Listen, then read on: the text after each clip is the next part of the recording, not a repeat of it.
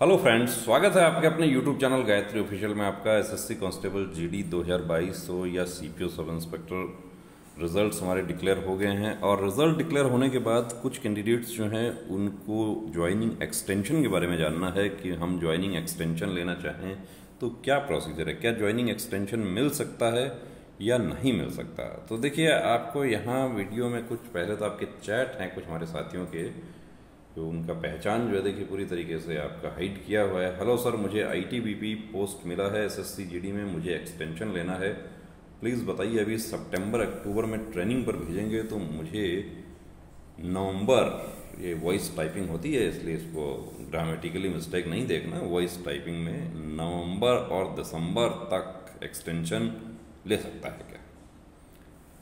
ऐसा ही दूसरे हमारे कैंडिडेट हैं, वो कहते हैं कि सर बीएसएफ मिला है मगर हम अभी ज्वाइन नहीं करना चाहते हैं, क्या होगा, इसलिए कि मेरा पापा का तबीयत ख़राब है बहुत, उसी को लेकर हम परेशान हैं।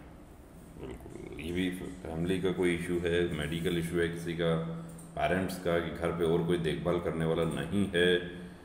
और एक कुछ हमारे साथी जो मैक्सिमम जो रीज़न वाले हैं वो हैं, I have selected in BSF through SSC GD but I am preparing for Delhi police और सीजीएल और यूपीएससी और जो भी है, या मेरा बीएड का एग्ज़ाम चल रहा है, मेरा बीएड का पढ़ाई चल रहा है मेरा। अब देखिए, एग्ज़ाम चल रहा है आपका और आपका एग्ज़ाम जो है वो दिसंबर में आपका ख़त्म हो जाएगा। आप एग्ज़ाम का शेड्यूल भेज देते हैं या आप अपना यूनिवर्सिटी से आप या कॉलेज से एक डॉक्यूमेंट्री एविडेंस भेज देते हैं कि इनका एग्ज़ाम ख़त्म हो जाएगा, बीएससी कोर्स चल रहा है, जो भी चल रहा है, लेकिन आप कहते हैं कि मेरे को 1 साल का एक्सटेंशन चाहिए। तो 1 साल का एक्सटेंशन तो देखिए इसमें पॉसिबल नहीं है। एक्सटेंशन कितना मिल सकता है, मैक्सिमम आपको 6 मंथ मिल सकता है, उससे ज़्यादा नहीं मिलेगा। क्यों नहीं मिलेगा उससे ज़्यादा, कि डीओपीटी का एक लेटर के अकॉर्डिंग आपका ज्वाइनिंग लेटर जिस दिन जारी होता है उससे 6 महीने तक उसकी वैलिडिटी रहती है। यानी कि 6 महीने तक यदि कोई कैंडिडेट फोर्स को बिना सूचित किए हुए भी यदि 6 महीने के अंदर जाकर ट्रेनिंग सेंटर पर खड़ा हो जाए और डॉक्यूमेंट्री एविडेंस पूरे दिखाए कि मैं तो डिप्रेशन में था, मेरी तो तबीयत ठीक नहीं थी, ये था वो था, लेकिन अक्सर क्या होता है कि जो बिना इतला किए हुए फोर्स को जाते हैं उनको फोर्स एंटरटेन नहीं करती। बाद में क्या होता है कि कोर्ट की कार्रवाई करने की कोशिश करते हैं या कोई रिप्रेजेंटेशन लगाते हैं।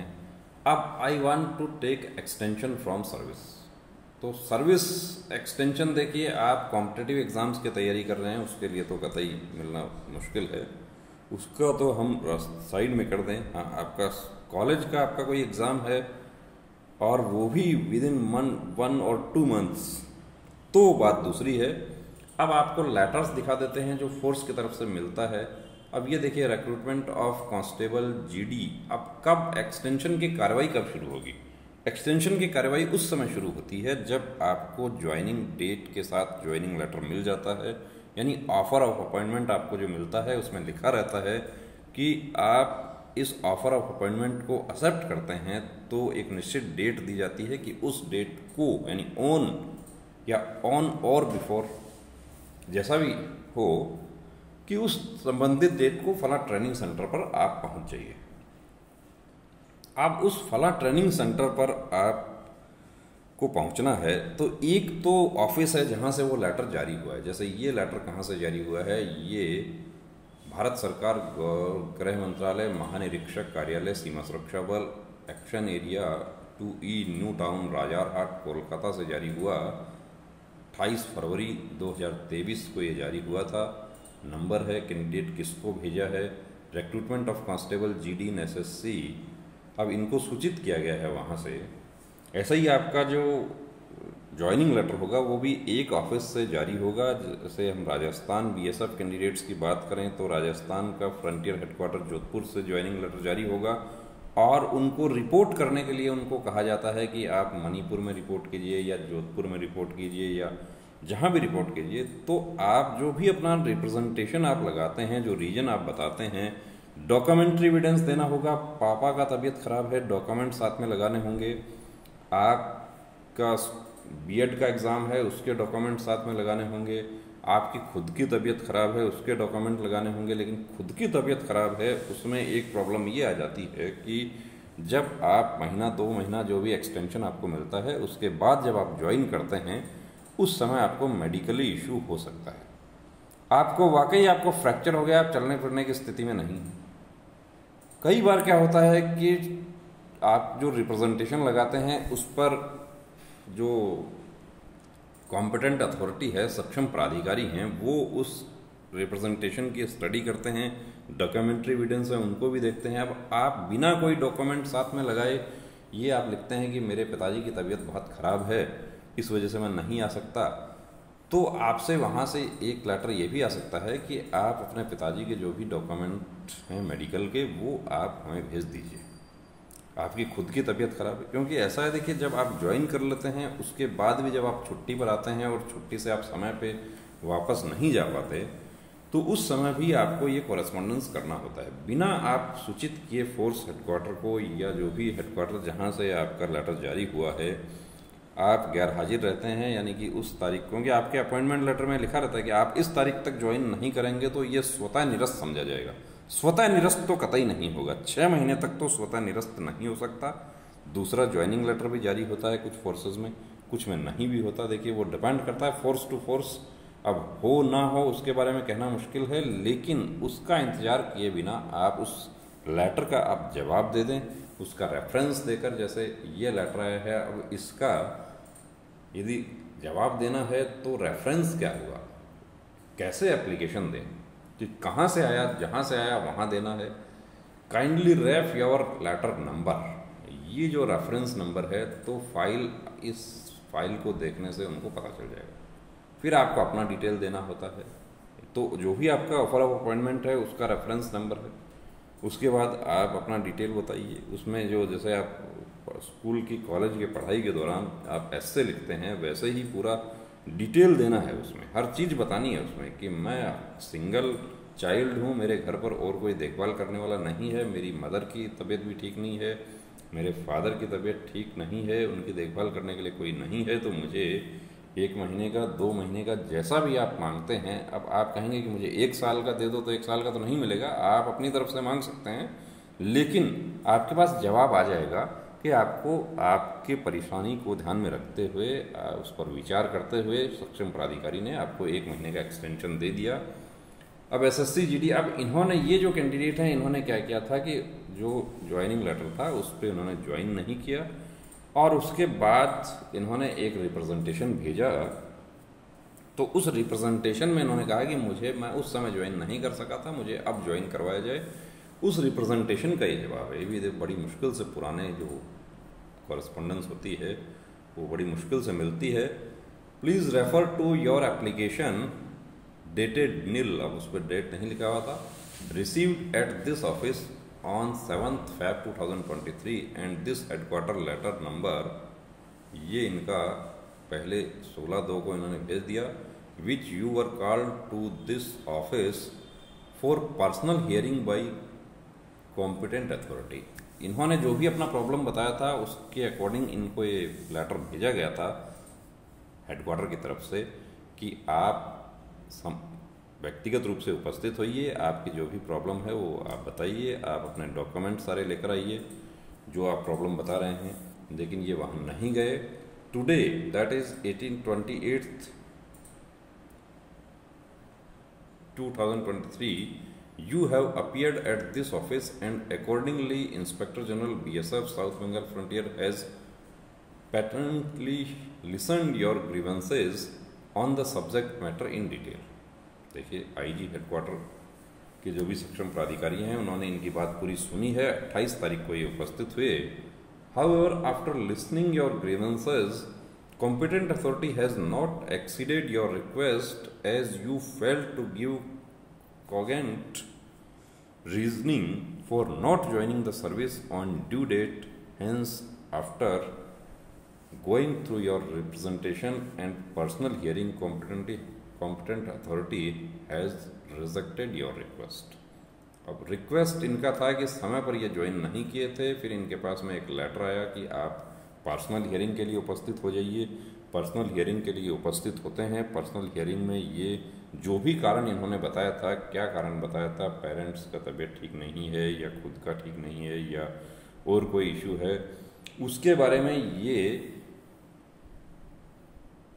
तथ्य प्रस्तुत नहीं कर सके वहाँ पे, और नहीं कर सके तो जाहिर सी बात है, देखिए कानून जो है वो सबूत मांगता है। वो स्थिति है कि आप जो दावा कर रहे हैं उसके आपको सबूत देने होंगे, और सबूत यही है, डॉक्यूमेंट्री एविडेंस है। आप पिताजी की तबीयत खराब है तो पिताजी के पूरे डॉक्यूमेंट, अब आप के पिताजी एकदम से ही तबीयत बिगड़ गई या उनका पहले से ट्रीटमेंट चल रहा है या वो एडमिट हैं, तो एडमिट हॉस्पिटल में एडमिट का कुछ समय का जो admission slip, discharge slip, hospital का बिल जो भी है, वो सब दवाइयों के बिल, वो पूरी चीज़ होगी। देखिए झूठा मामला जो है वो बनाना बड़ा मुश्किल होता है, और बनाना यदि कोई बना लेता है तो वो बहुत तैयारी के साथ बनाया जाता है।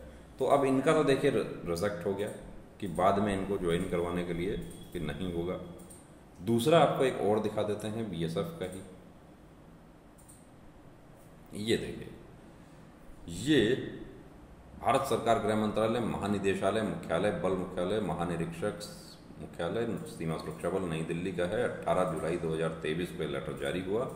सीमा सुरक्षा बल में आरक्षक ट्रेड्समैन 2021-22 भर्ती की ज्वाइनिंग तिथि बढ़ाने के संबंध में ज्वाइनिंग 13 जुलाई को इनको होनी थी। 13 जुलाई को ये ज्वाइन नहीं करते हैं, लेकिन ये उससे 10 दिन पहले ही, जैसे ही ज्वाइनिंग लेटर मिलता है, ज्वाइनिंग लेटर मिलने के साथ ही अपना जो भी डॉक्यूमेंट्री एविडेंस है उसके साथ रिप्रेजेंटेशन लगा देते हैं।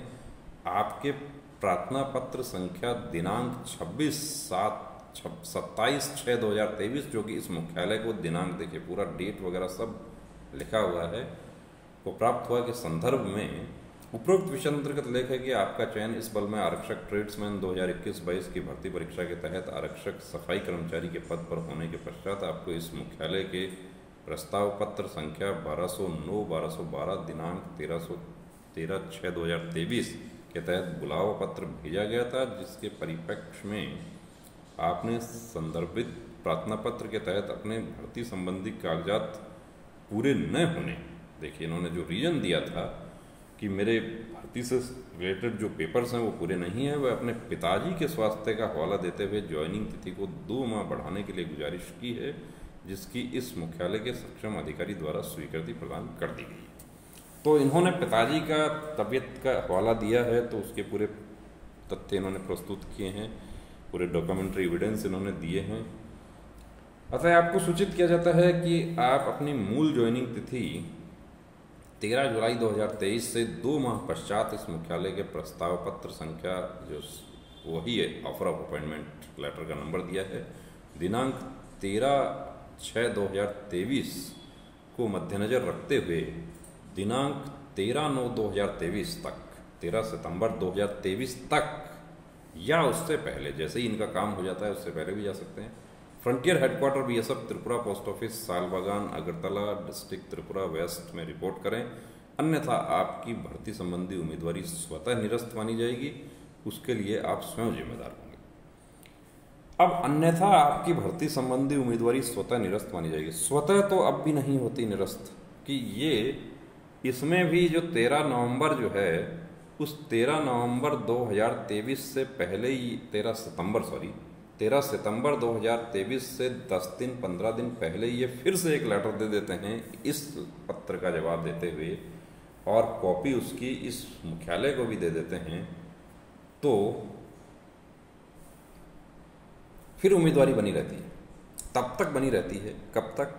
13/6/2023 को अपॉइंटमेंट लेटर जारी हुआ था, डीओपीटी का गाइडलाइन के अनुसार 6 महीने तक बनी रहती है। लेकिन आपको सूचना देनी होगी, जैसे आपने 2 केस देखे आपने, कि इस केस में उन्होंने सूचित किया, पूरे डॉक्यूमेंट्री एविडेंस दिया, तो इनको अनुमति दे दी गई। दूसरा जो है उसमें अनुमति नहीं दी गई, कैंडिडेट को पर्सनल हियरिंग के लिए बुलाया गया। पर्सनल हियरिंग के लिए जब वो उपस्थित होते हैं तो वो डॉक्यूमेंट प्रोड्यूस नहीं कर पाए, और उन डॉक्यूमेंट्स जो प्रोड्यूस किए उनसे सक्षम प्राधिकारी उनसे संतुष्ट नहीं हुए तो उनकी उम्मीदवारी कैंसिल हो गई।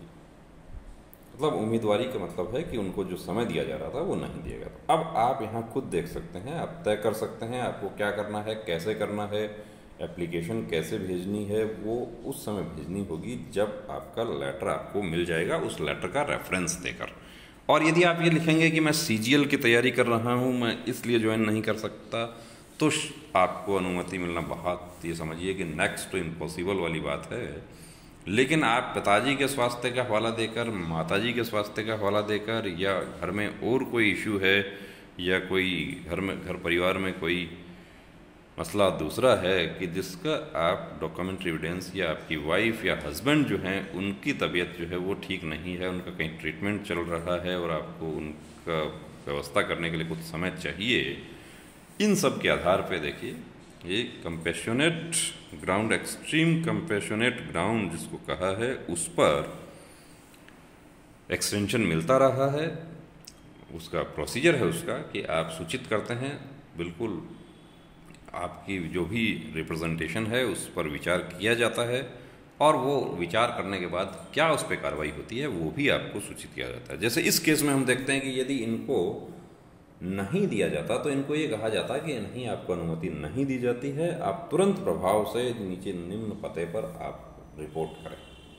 तो ठीक है, उस दिन 10 दिन 5 दिन जो जितना डिले होता है उतना डिले में आपने सूचना कर दिया तो कोई प्रॉब्लम नहीं है, आपकी दावेदारी बिल्कुल बनी हुई है, और उसका जवाब आपके पास जब तक आता है तब तक भी आपकी दावेदारी बनी हुई है। लेकिन डॉक्यूमेंट्री एविडेंस आपका कंप्लीट होना चाहिए कि उसको जो कहते हैं ना कि रीजनिंग, तर्क पर आप अपनी बात रख सकें, तो वो तर्क के जो तथ्य हैं वो आपके पास होने चाहिए। तो बने रहिए दोस्तों चैनल के साथ, और यदि आपके कोई डाउट हैं, कोई प्रश्न हैं, हमारे साथ शेयर कर सकते हैं।